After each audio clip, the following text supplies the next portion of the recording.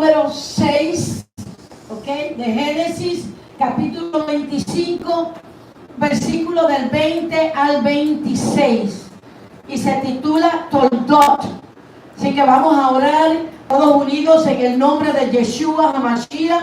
Padre, nos encontramos, Abacadosh, nos encontramos en tu presencia, en la presencia de tu Ruach HaKodesh. Y venimos delante de ti, Señor, con el anhelo en nuestro corazón de conocer tu palabra, de estudiar las escrituras, de que tú ministres, que tu Ruach HaKodesh ministre a nuestros corazones y que podamos cada día crecer más y más en el conocimiento de tu palabra. En el nombre de Yeshua HaMashiach, pedimos que hables directamente a nuestras necesidades, que vayas preparando nuestro corazón, nuestra alma, que vayas, Señor, tocando y abriendo puertas y resolviendo problemas de tu pueblo, porque sabemos, Señor, que tú nos cuidas de una manera muy especial y que siempre, Señor, estás dispuesto a darnos la mano. Te damos las gracias, Padre, por la parachá.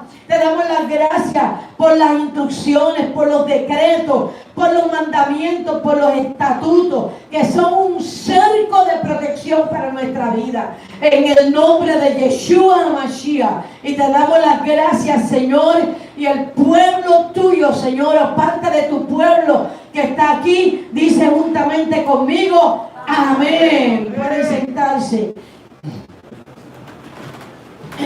Ok, como dije, esta parashá se titula Toldot.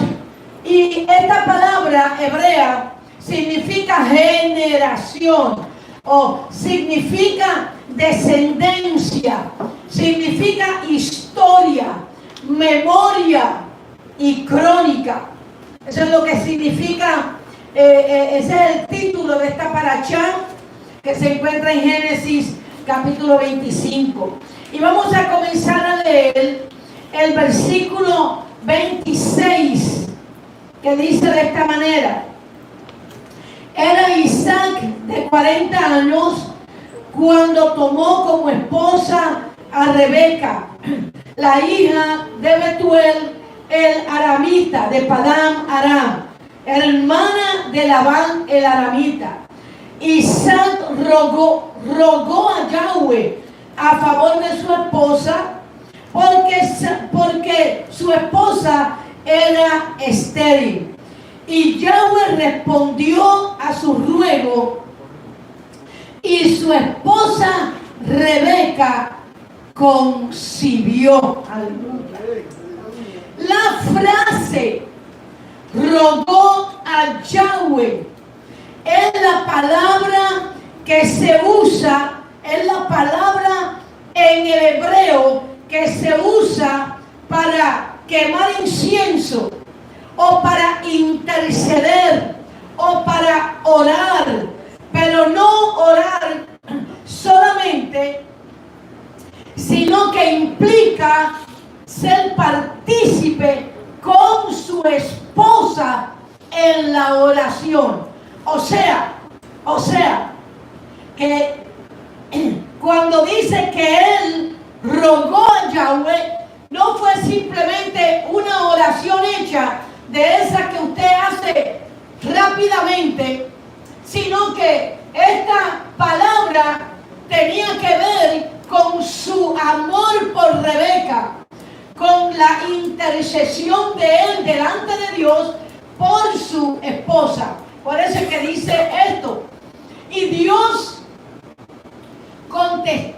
contestó la oración de él, porque precisamente la oración de él tiene no solamente unas palabras, sino que conllevaba una acción buena de él para con su esposa.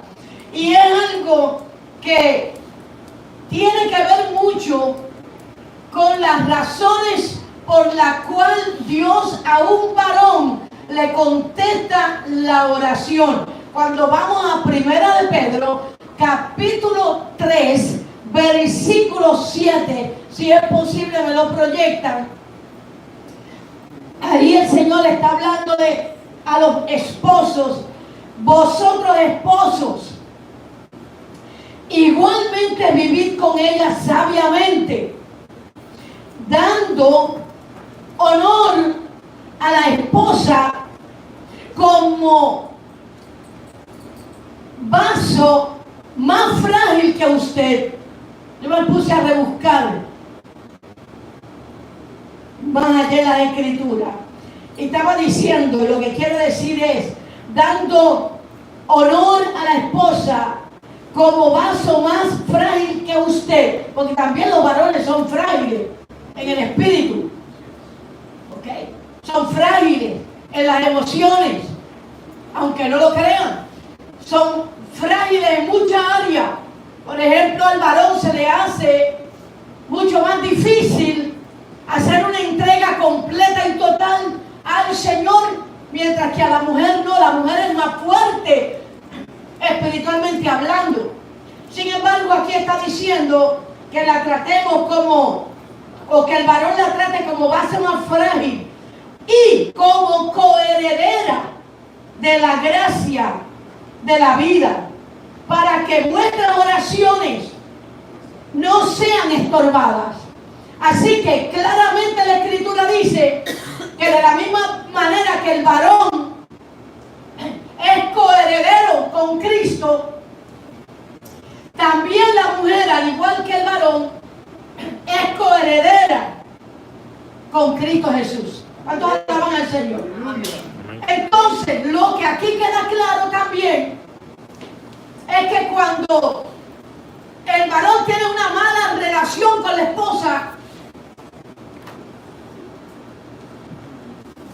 cuando la relación del esposo y la esposa no está buena y él se arrodilla a orar, Dios no oye esa oración, porque tiene su oración, la oración del varón. Cuando anda en una mala relación con la esposa, esa oración tiene tropiezo, tiene problemas en ser escuchada y en ser contestada. Tomemos en cuenta que Yahweh contestó, respondió a la oración de Isaac, porque la actitud de Isaac, oiga esto que es importante, era la misma actitud de Yahweh cuando presta atención a nuestras oraciones. No sé si me está entendiendo. ¿Cuántos tienen duda de lo que yo dije? La actitud que tenía Isaac cuando oraba por Rebeca era la misma actitud que tiene Yeshua HaMashiach cuando intercede y ora por nosotros al Padre.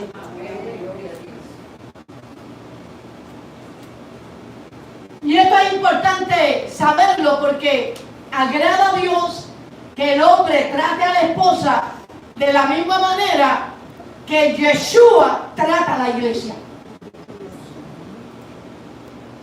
Y eso le agradó a Dios. Colosenses capítulo 3 versículo 19 dice: maridos, amad a vuestras esposas y no seáis ásperos con ellas. Y a mí me gusta que este asunto de las parachá me gusta, porque de esa manera los varones de la congregación no pueden decir que yo estoy predicando de esto porque hoy un problema en la congregación, yo me enteré de algo. La pastora es un poco feminista, se va siempre a favor de la mujer. No, me gusta que sea la parachá y que estemos yendo por los versículos bíblicos de la parachá, porque entonces no es mi culpa, sino que es la escritura que Dios trajo para su pueblo para este momento. Amén. Y para este momento Dios nos está hablando porque las crisis que hay en los matrimonios en la actualidad son horribles. horribles. Entonces es importante estos versículos bíblicos, porque de esa manera el esposo aprende a tratar a la esposa. Y yo conozco muchos esposos que aman a sus esposas y sin embargo son ásperos en el trato. ¿Están entendiendo? Y tal vez el varón piense, bueno, no importa que yo sea áspero, no importa que yo sea brusco, no importa que yo sea descortés, no importa que yo use de caballerosidad con mi esposa, no importa que yo no sea delicado, ella sabe que yo la amo. Pues mira, no basta con que tú la ames, porque claramente Dios enseña que el varón no debe de ser áspero. Entonces yo digo que el varón tiene que comenzar cuando se casa. Bueno, debe de hacerlo antes de casarse. Aprender un vocabulario nuevo, el vocabulario que debe de usar una esposa, un esposo con una esposa. Que debe de aprender a dejar los gritos. Que debe de aprender y prepararse para dejar de ser brusco, porque ya no está con su hermano o ya no está con los tíos. Ahora va a convivir, va a dormir, va a desayunar, va a almorzar, va a comer con una mujer. Y la mujer tiene que ser tratada de manera, ¿cómo? Honrosa. Honrosa. Si es que el varón anhela tener una buena relación con Dios, porque Dios al varón le exige este tipo de conducta para entrar en una relación saludable con el varón. Cuando el varón descuida este tipo de trato hacia su esposa, esto se va a colar en que va a tener el mismo trato para con sus hijas. Y deja de fluir en el hogar la presencia del Espíritu Santo. Y en el varón, que es el sacerdote, el Espíritu Santo se apaga. ¿Cuánto están entendiendo? Amén. Se apaga, se va secando la espiritualidad del varón, porque Dios al varón casado le exige que trabaje con su carácter para ser dulce, amoroso, cariñoso, delicado, cortés con su esposa. Y yo digo que debo de hacerlo. Le voy a decir por qué. Porque se apague el romance, se te va secando el amor y llega el momento en que ya no te gusta tu esposa. Y la esposa le pierde el amor al esposo y se decepciona, se va secando aquello que hubo al principio. Muchas veces me dicen, pastora, usted no puede predicar de esto porque usted no se casó. Yo lo único que necesito es no estar casada ni haberme casado. Lo único que necesito es conocer Biblia. ¿Qué es lo que Dios dice? Es lo que yo tengo que predicar. Porque predicamos por lo que Dios dice y no por experiencias personales. ¿Qué es lo que Dios le exige al varón? Que romancee con su esposa. Que mantenga avivado el amor de su esposa.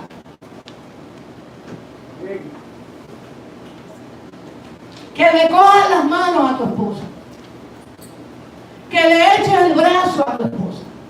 Que abras la silla para que tu esposa se siente.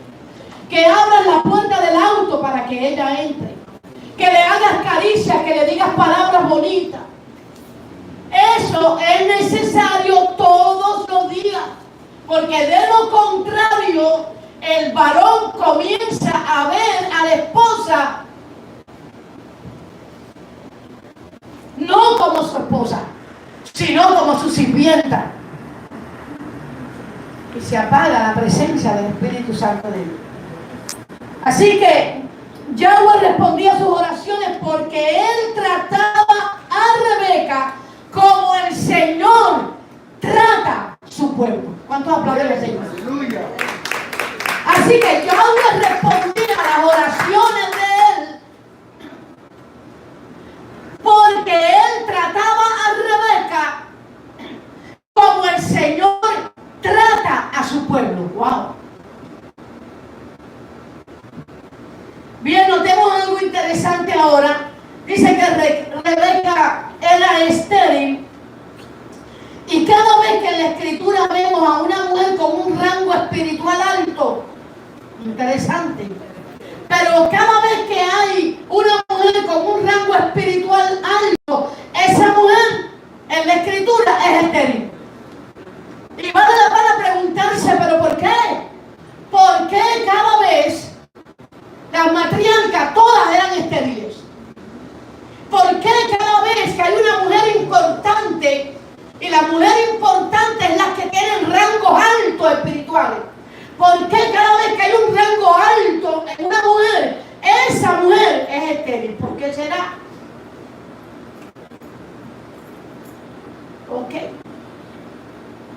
Y aprendemos por medio de las raíces hebreas y de la escritura y escritos profundos que hay de enseñanza, que esa es la manera de evitar que salgan encinta con un bebé, de un bebé que salgan encinta, ¿ok?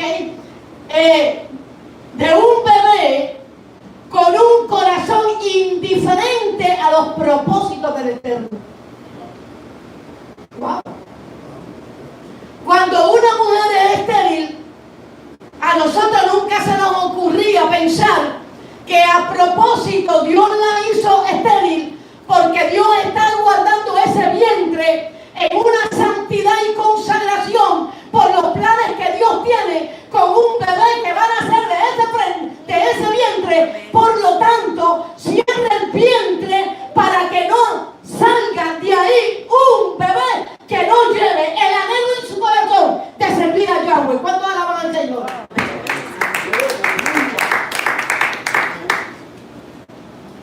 O sea, si las condiciones del embarazo no se prestan para el propósito divino, Dios cierra el vientre. Y yo no sé si ustedes han leído lo que sucedió con Sara, ¿verdad? Y lo que sucedió con Isaac. Lo mismo. El Señor venía y cerraba el vientre. No importaba lo que pasara hasta que no llegue el momento en que ese espíritu del varón en santidad y de la mujer en santidad, entonces el bebé que va a ser engendrado no va a ser un bebé con un corazón dispuesto al propósito de Dios. ¿Cuántos se quedan sorprendidos? Yo me quedo sorprendida. Para mí eso es precioso. Porque eso abre muchas preguntas.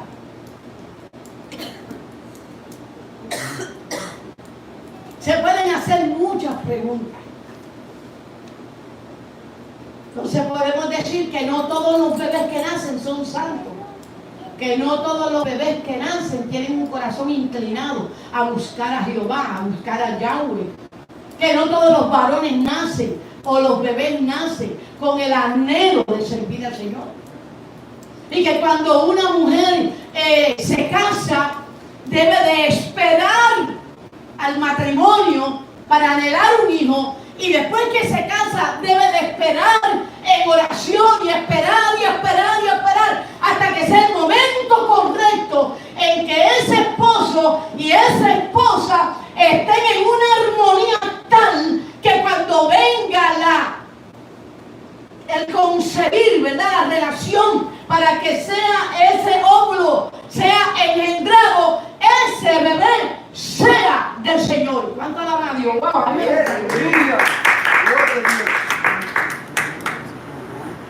El vientre de Rebeca estaba separado para dar a luz unos niños que estarían 100% dentro del propósito de los planes de Dios.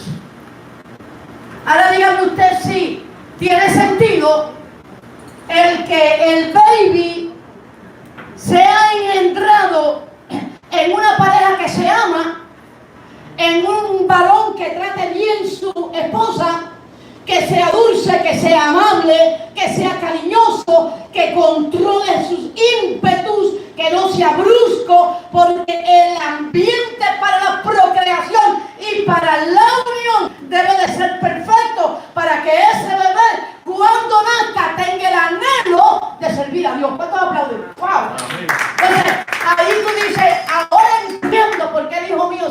junto a Balaam.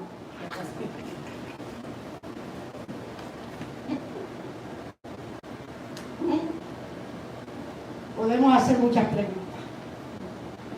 Pero el Salmo 127, del 3 al 5, te dice que el propósito de Dios es que los hijos sean herencia de Él. Los hijos que tú tienes son del Señor. Amén. No son tuyos. Y casi nunca se piensa en esto. Me voy a casar porque anhelo tener hijos para que esos hijos sirvan a Dios. ¿Qué ustedes creen? ¿Las parejas piensan eso? Y cuando sostienen relaciones están pensando en eso. Oh Dios, que yo engendre a un bebé que te ame con todo su corazón. ¿De verdad se piensa eso? Usted sabe que no. Pero ¿sabe algo? Así es que tiene que ser. Porque el lecho debe de ser sin mancha. Ok. Herencia de Jehová son los hijos. Cosa estimada es el fruto del vientre. Saetas en manos del valiente. ¿Quién es el valiente? ¿Saben lo que es una saeta, verdad? Una flecha. En las manos de el valiente. ¿Quién es el valiente? Yahweh es el valiente. Y tus hijos son flechas en las manos de Él, que deben de tener un propósito. Esa flecha no sale a lo loco. Esa flecha en las manos de Yahweh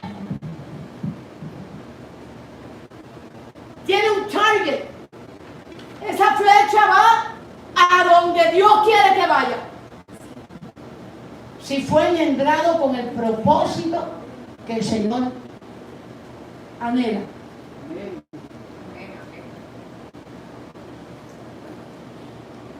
Entonces los hijos se tienen que planear. Baby, ¿vamos a tener un hijo? ¿Sí o no? Y debe de haber honestidad. Sí, yo quiero. ¿Tú quieres? Sí, también. Y lo vamos a criar los dos en la presencia del Señor. Le daremos testimonio. Crearemos un nido lleno de amor y compromiso con el Señor para que este hijo que vamos a tener sea un profeta, sea un siervo, venga con unos propósitos y sea como una flecha en las manos de nuestro valiente Yahweh de los ejércitos. Aplausos. ¡Wow! ¡Qué palabra más linda! ¿Y cómo ministra esto a los matrimonios?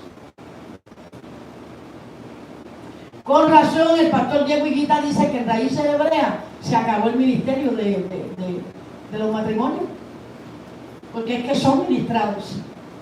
Los matrimonios son ministrados estudiando para allá. Génesis 25-22 dice que cuando Rebeca por fin sale embarazada, ella comienza a experimentar algo muy extraño en el vientre. Los niños combatían en su vientre al punto que ella dijo, si esto es así, ¿para qué existo? Ahora,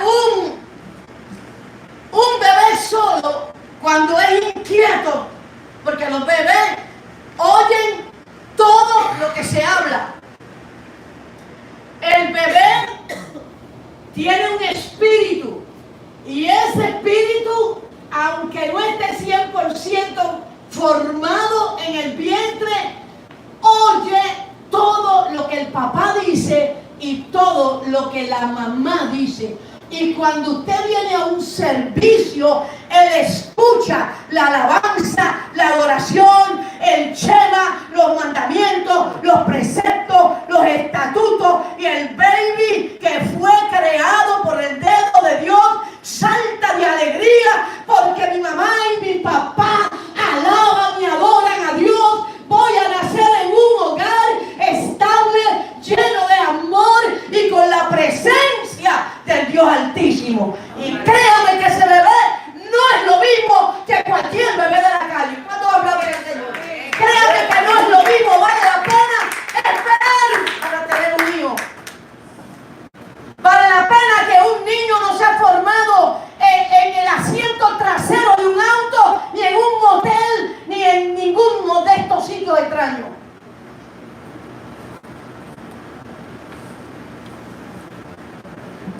Y cuando un niño tiene situaciones difíciles que las está huyendo, él se pone inquieto, muy inquieto, y comienza a saltar en el vientre de su mamá.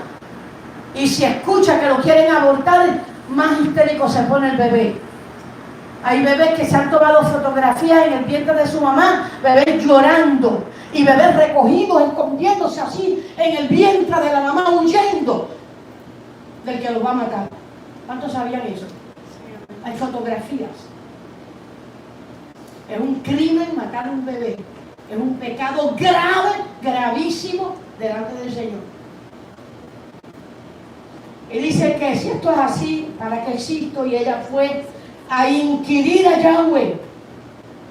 Ahora preste atención porque debo de tocar dos puntos importantes de este versículo bíblico. Número uno, la palabra luchaban en el idioma hebreo es raxat, de la raíz ratz, que quiere decir correr. O sea, que los dos bebés estaban en el vientre corriendo para colocarse en una carrera.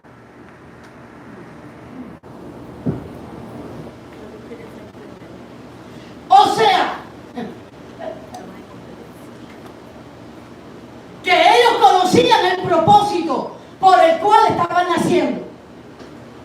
Y ellos dos estaban dispuestos al primero que salga para emprender una carrera que tiene que ver con la asignación, que tiene que ver con el ministerio, con el llamamiento que Dios le estaba dando. Así también es en la vida de nuestro planeta. Todos nacemos para llevar a cabo una carrera. Tú y yo estamos corriendo una carrera. Y es interesante que el rabino Pablo, en el Pacto Renovado, dice así en 1 Corintios capítulo 9, 24. Dice así. ¿Por qué ustedes se creen que Pablo dijo esto? Diga, pues porque conocía Torá, porque conocía hebreo, porque estudiaba las escrituras. Por eso él lo dice. No es que a Pablo se le ocurrió hablar de una carrera, no. Es que el rabino Pablo sabía lo que la escritura dice de una persona cuando está a punto de nacer. Y por eso él lo dijo. Yo me maravillo cuando se piensan que el apóstol Pablo recibió mucha revelación de muchas cosas. No, él lo que hizo fue exponer las escrituras del Antiguo Testamento, de la Torá. Más nada. ¿No sabéis que los que corren en un estadio, todos a la verdad corren, pero uno solo se lleva el premio? Corred de tal manera que lo obtengáis. Y todo aquel que corre, todo aquel que lucha, ejercita absoluto dominio sobre sus pensamientos, sobre todas las cosas que puedan distraerles. Ellos a la verdad para una corona corruptible, pero nosotros para una corona incorruptible. Así que yo de esta manera corro, no como quien golpea el aire, sino que le impongo a mi cuerpo una estricta disciplina y lo fuerzo a que sea mi esclavo, no sea que habiendo anunciado así a otro, yo mismo venga a ser eliminado. ¡Wow! ¡Qué palabra más tremenda! Así que podemos estar en esta carrera, pero si no hacemos lo que tenemos que hacer, dominio propio, ay que yo soy así, un bocón, un gritón, un maldiciente, un maleducado, ay que yo no puedo cambiar, no, yo no voy a celebrar Shabbat, no, y tantas cosas, yo no voy a cumplir con los mandamientos, yo no voy a cumplir con los estatutos, pero están aquí y le hablan a otros. ¿Qué pasa? Bueno, no importa cuánto tú le hables a otros, si tú no coges tu cuerpo y lo metes en una disciplina y controlas tu mente, tú vas vas a ser descalificado. Ahí claramente lo dice el apóstol Pablo.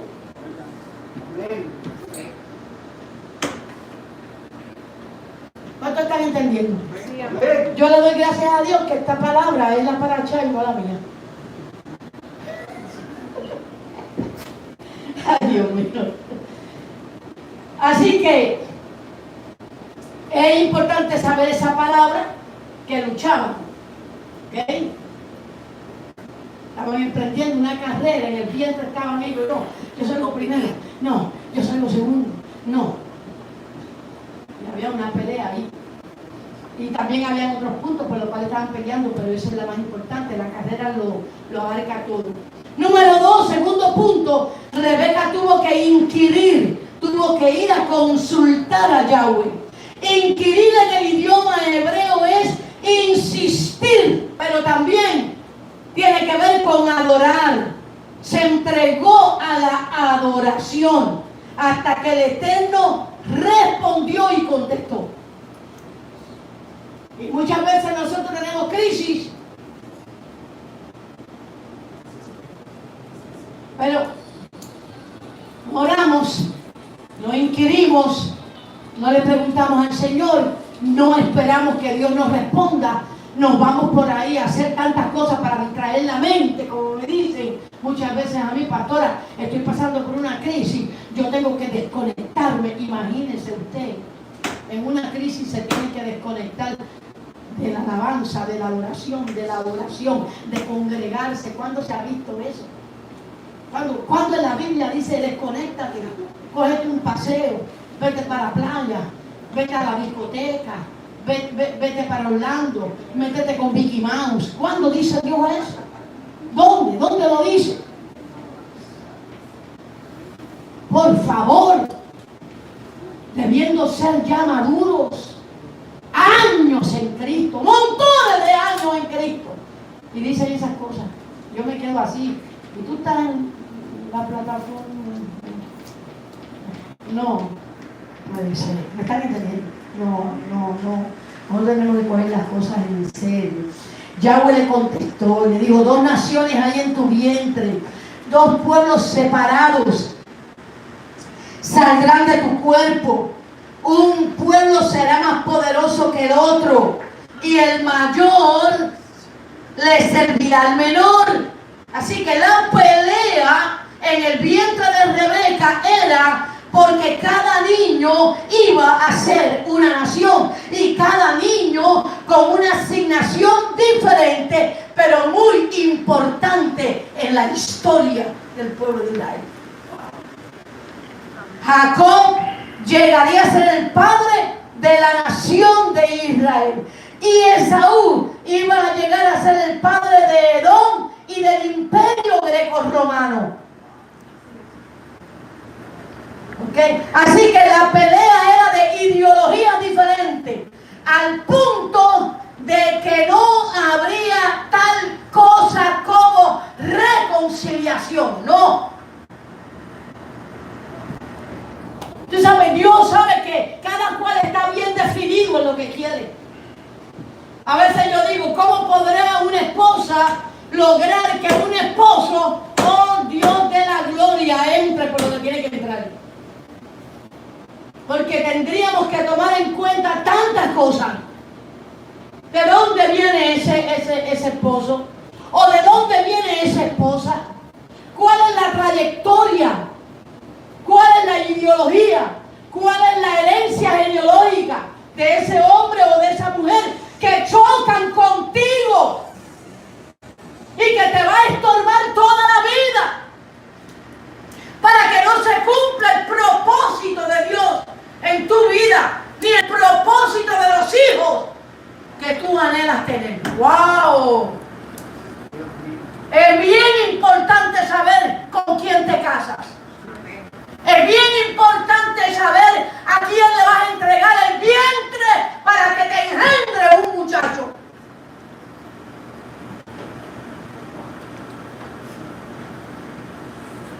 Porque tu vientre es santo si tú eres una creyente. Y el varón, tu semilla es santa, no la puedes colocar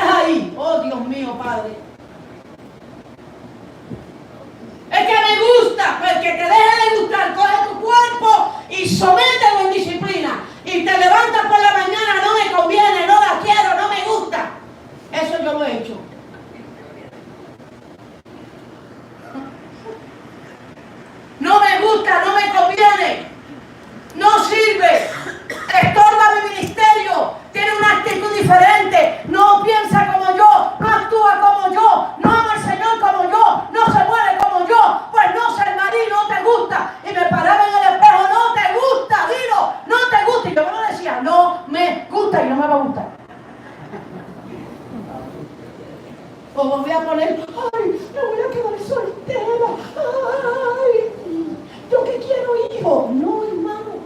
¿Hijos para qué?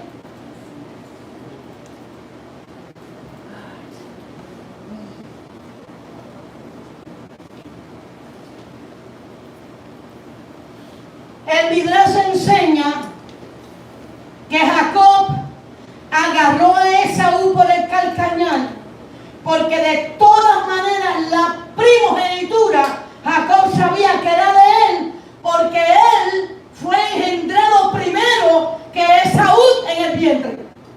O sea, ustedes saben que ellos eran gemelos, pero no gemelos idénticos. No eran gemelos idénticos. Entonces, eran dos óvulos. Y uno fue engendrado para que fuera el primogénito, y ese era Jacob. Y el otro fue engendrado para que fuera Esaú. Y dice el Midrash que el niño, el bebé, Esaú, cada vez que la mamá pasaba cerca de alguien que estuviera estudiando la Torá, él se retraía en el vientre, y cada vez que él escuchaba sobre idolatría, él se agitaba deseando idolatría. ¿Cuántos sabían eso? Desde el vientre se sabe quién es quién y lo que va a hacer. Pero tú tienes que orar antes de salir en cinta, y tú tienes que orar antes de engendrar. No es tener un muchacho porque tiene deseo sexual. Ay, yo quiero. Ay, tengo un deseo. No, yo tengo esto así. Mano, y no estoy hablando yo de acuerdo a mis puntos de vista. Yo estoy hablando de lo que Dios dice. Y yo sé que los pastores no predican así. No. Los pastores por ahí no predican. No se atreven. Yo me atrevo a decir que no tengo pantalones para hacerlo.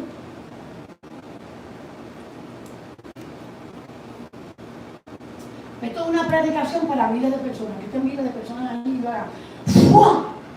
Eso me ha pasado mucho. Porque las mujeres de un rango espiritual alto muchas veces son eternas. Yo no sé si está captando lo que yo estoy diciendo.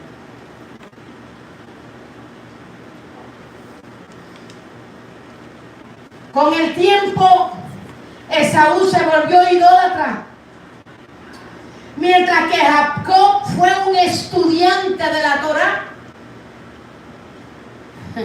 Génesis 25-27 dice que cuando los niños crecieron, Esaú se hizo un cazador, y la palabra de cazador en el hebreo es acechador, alguien que está todo el tiempo a ver cómo hago para sacar provecho, a ver cómo te acecho para darte el golpe.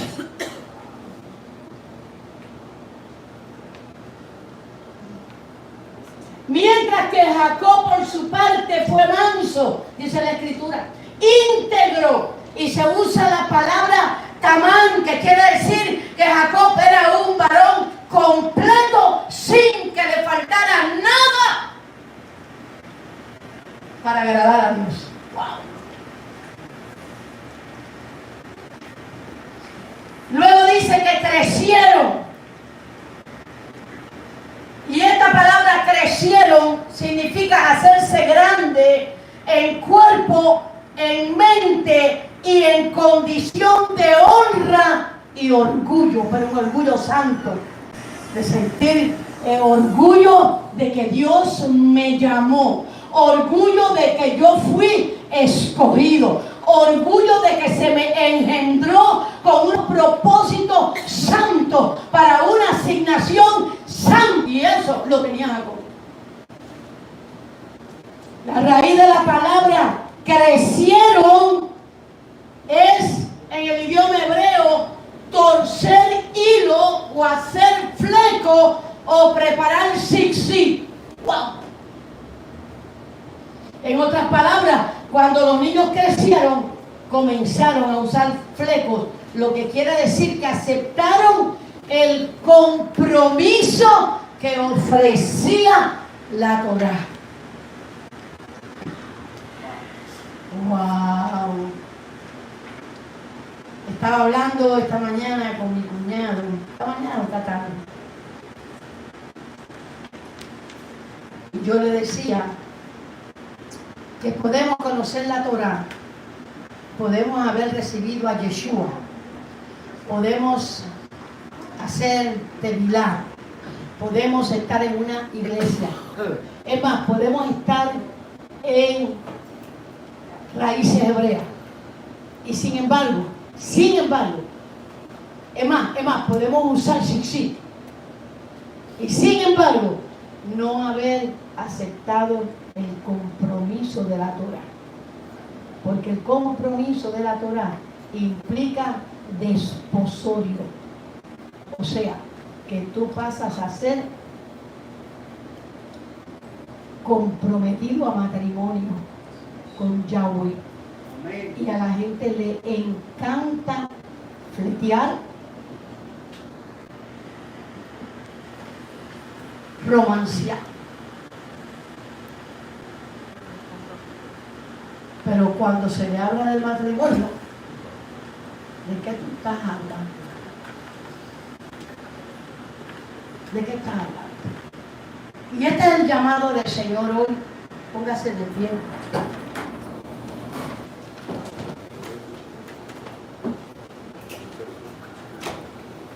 Aceptar el compromiso de la Torá. Aceptar que el Señor, el Ruach HaKodesh, entre a tu corazón y transforme tu espíritu, y transforme tu alma, y transforme tu ser, para tu poder comenzar a vivir dentro del desposorio del Señor. El único que puede hacer eso es el eterno Adonai. Cuando tú con sinceridad decides recibir a Yeshua HaMashiach, la Torá viviente, dispuesto tú a donde quiera que te pares, decir: yo tengo un compromiso con el Señor. Yo me acabo de comprometer, de comprometer para casamiento, y la señal son mis sí. Y los llevo con orgullo, como Jacob, los llevo con dignidad. No sé cuántos de ustedes querrán, levanten la mano los que quieran y vamos a hacer una oración. Padre, en el nombre de Yeshua HaMashiach, cada uno de los que estamos aquí presentes, anhelamos y deseamos con todo nuestro corazón ser parte de tu pueblo, ser parte de la nación de Israel. Anhelamos, deseamos con todo nuestro corazón el que tú rijas nuestra vida, nuestro destino, porque todos los que aceptan a Yeshua HaMashiach y son injertados en el árbol genealógico de Israel, todos pertenecemos, Señor, a tu pueblo santo y estamos comprometidos contigo. Pedimos que nos toques, pedimos que nos llenes de tu Ruach HaKodesh. En este momento, que fortalezcas nuestras fuerzas, porque los tiempos son difíciles. Porque nos ha tocado como iglesia el momento histórico, como congregación, como la calá tuya, el momento histórico que nos ha tocado vivir es un momento peligroso, difícil.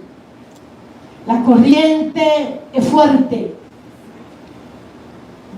la oposición es grande, la movida de todos los Esaú es violenta. Tu palabra enseña que Esaú se se ganó el favor de su padre engañándolo, trayéndole alimento, cazando a propósito para él y diciéndole que acababa de cazar para él. Y luego le hacía preguntas de la Torá con el propósito de aparentar ser espiritual. Y le preguntaba del diezmo para que su padre creyera que él era un dador del Eterno. Pero tú sabes bien, Señor, que Jacob no fue así. Que Jacob fue estudiante de la Torá, que era íntegro, que era honesto, que cuando se acercaba a su padre, él sabía al Señor que era porque le amaba y porque obedecía a Dios en amarlo y respetarlo. Nosotros pedimos que ese espíritu que tenía Jacob venga sobre nosotros y se anide en nuestro corazón y podamos servirte en espíritu y en verdad.